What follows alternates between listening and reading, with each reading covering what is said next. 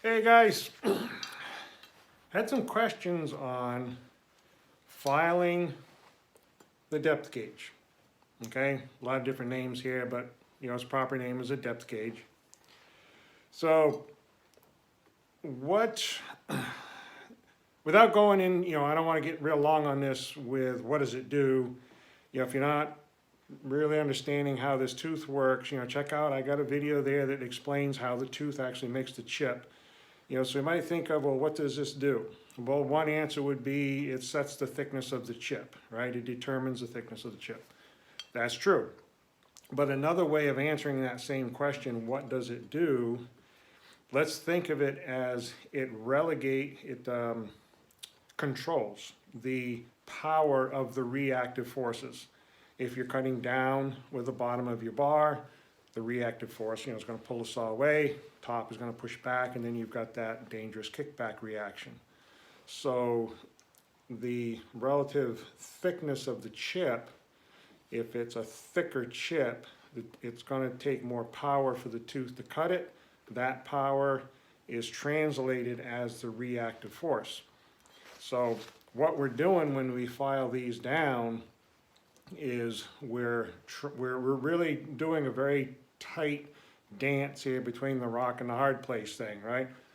In that we're trying to get a chain to cut fast.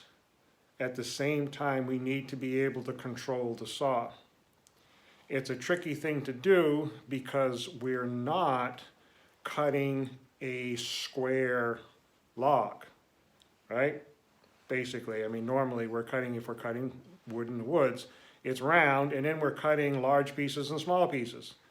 So if we take even, say for example, that large log, think about when we first make contact on the top of the log, there's only a few teeth cutting chips. Well, those few teeth could cut a thicker chip. But as we work our way down through the center of the log, now we've got a lot of teeth making chips all at the same time.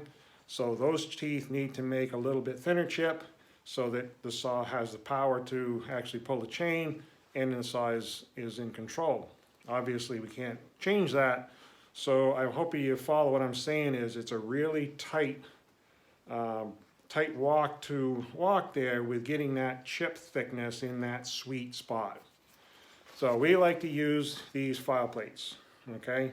And I'll try to get that in the light so you can see this was marked for a 3/8 chain. Make sure you're getting the right gauge for the right chain. If you're using 325, at a glance it looks the same, but it's going to be marked for 325 and it will be cut slightly different. How does this thing work? Okay. So what we're doing there is when we set that plate on the tooth, if it's a brand new chain, when we set that on there, I'll try to get that so we get the angle right here. I'm hoping you can see that that depth gauge should be just flush with the top of the plate. That would make sense because it's a new tooth and really nothing would be changed. As the tooth gets sharpened, right? We shorten the tooth this way. The working corner, because of the slope of the top tooth, lowers. So then each time, say I would guess, it's a rough number now. Every 3 or 4 times we sharpen the chain. We'd want to be setting that gauge on there, and eventually you're going to start to see something like this. Tried to get it in the light there for you, sorry. But you see where that depth gauge is starting to protrude above the plate. You leave the plate right on the chain, and you'd file that off until it's nice and flush, all the way around both sides. So that notch on the end, that actually sets right down on the actual chain itself, and then your depth gauge is going to come up through. They're marked with a hard and a soft. I wrote it on there. See, hardwood end and softwood end. So that's just referring to the density of the wood that you're cutting. A softer wood, hardwood. So You need to dance around with that a little bit to figure out which end works for your saw. Obviously, power head size, bar length, density of wood, and all of that plays in there. But what I've seen is, and this is a little snafu that I've seen, where when we actually file that, we need to be really sure that we're holding that plate 90 degrees to the bar. And what I've seen some folks do, and it's fairly common, it's similar to hand filing chain.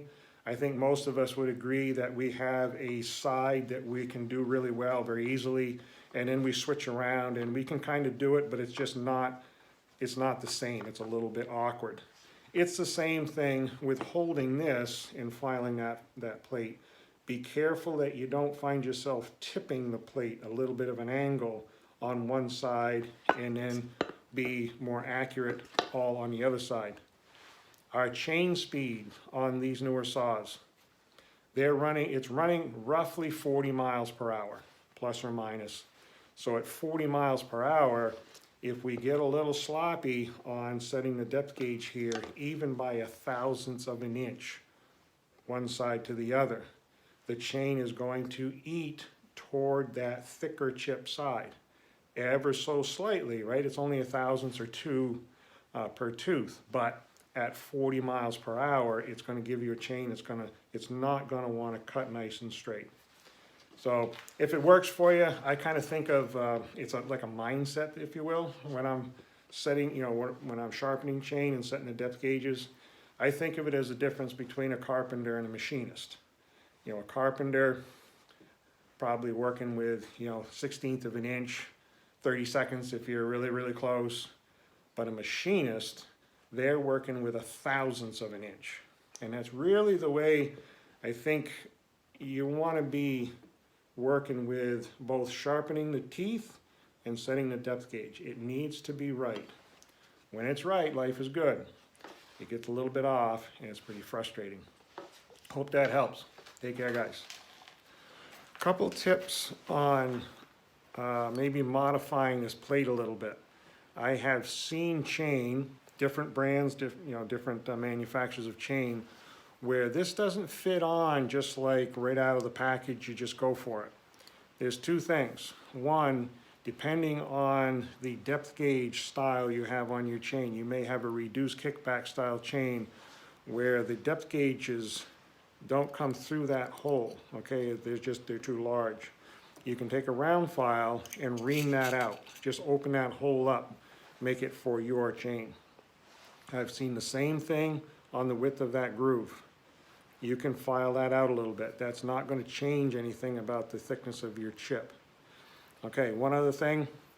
What I do is I don't know if I can show that on the video here, but on one corner, I'll flatten that crimped edge.